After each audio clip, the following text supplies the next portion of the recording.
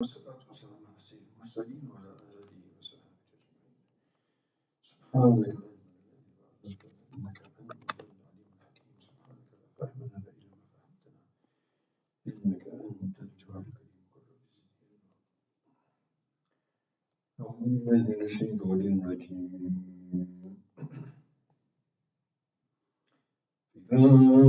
فإذا قضيتم مناسككم فاذكروا الله كذكركم آباءكم أو أشد ذكرا فمن الناس من يقول ربنا آتنا في الدنيا وما له في الآخرة من خلاق ومنهم من يقول ربنا آتنا في الدنيا حسنة وفي الآخرة حسنة وقنا عذاب النار أولئك لهم نصيب مما كسبوا والله سريع الحساب. صدق الله مولانا العظيم. So continuing with the narrative of the A'mal of Hajj, we mentioned yesterday about the actions in Mina and what we are to engage in Allah subhanahu wa ta'ala, and to leave the practices of the Jahiliyyah in mentioning the ancestors and their past worldly achievements, and moreover use this very rare and grand opportunity to remember Allah subhanahu wa ta'ala and prepare for our journey to the Akhirah. And so in the next ayat, or the next section of this ayat, Allah subhanahu wa ta'ala mentions two categories of people. Minkum man yuridu dunya wa minkum yuridu al-akhirah. Some of you want this world, some of you want the next world. And in that regard, Allah subhanahu wa ta'ala mentions, فَمِنَ النَّاسِ مَن يَقُولُ رَبَّنَا آتِنَا فِي الدُّنْيَا. So among the people are those who say, Allah, give us the world. That was true in the Jahiliyyah, it's also true today. So you had people in those days, they would perform these rites and these rituals, and they would pray, hoping for worldly gains, because that's where their focus was. And similarly, many of us, Allah excuse us and guide us, that is where our focus also is. And we have many individuals who, even in Hajj, this grand auspicious moment, or these moments, these very valuable days and nights, and very important, opportunities and occasions where the special mercy of Allah subhanahu wa ta'ala is, directed toward us. And so we're looking, for this few moments of fulfilling our desires and pleasures in this world. We've just come from Arafat, and the recreation, or the sort of a simile of the day of Qiyamah, where everybody will be under the heat of the sun, which will be brought 1 mile above the heads of the creation. People will be up to their necks. People will be drowning in their own sweat. So it should have reminded us that that's what we're preparing for. That's where we're headed, right? In spite of that, so let's say, oh Allah, extend our business. Give me more children, give me more branches of my franchise, It's truly unfortunate, So, and notice in this, just give us fit dunya. It doesn't mention what type of just dunya that we want, that I want.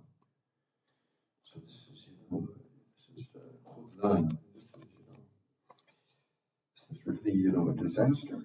However, the other branch of people, and there's other people that have taken, the lesson, that they realize that the whole exercise of living in this world is preparation for the next. And so what do they ask for?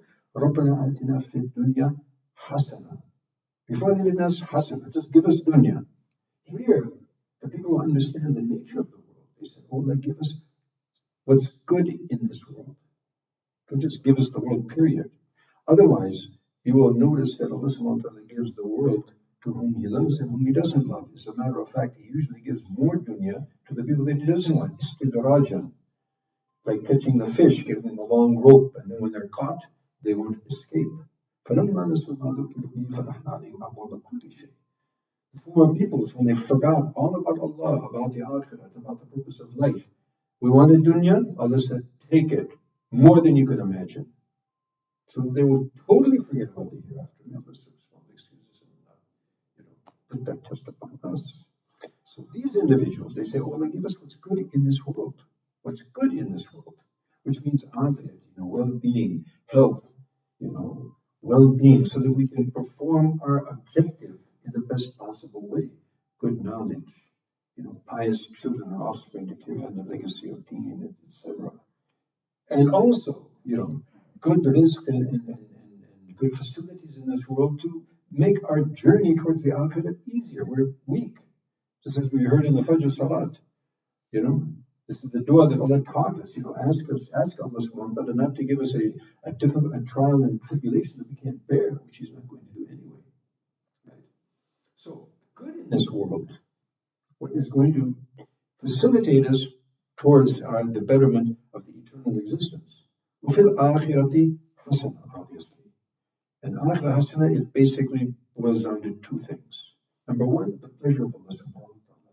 And if He's pleased with us, we become His guests in His guest home, in His guest house, in His guest resort, where no eye has seen the like of, no ear has heard the like of, and hasn't, registered on the wildest imagination of anyone in this world. So, those who ask for this, Allah subhanahu wa ta'ala says that Allah will give them according to their intention. What you intended for, Allah subhanahu wa ta'ala will give you. So those who are just asked for dunya, they'll get in this dunya, in the next world, there is no portion for them. And those who say, Rabbana, give us what's good in this world and good in the next world, and qina adab an-nar, and save us from the chastisement of the fire of Jahannam. These are the people who they will get a portion from what they have earned. As a matter of fact, Allah subhanahu wa ta'ala mentions in other verses, in the best of what they have been doing.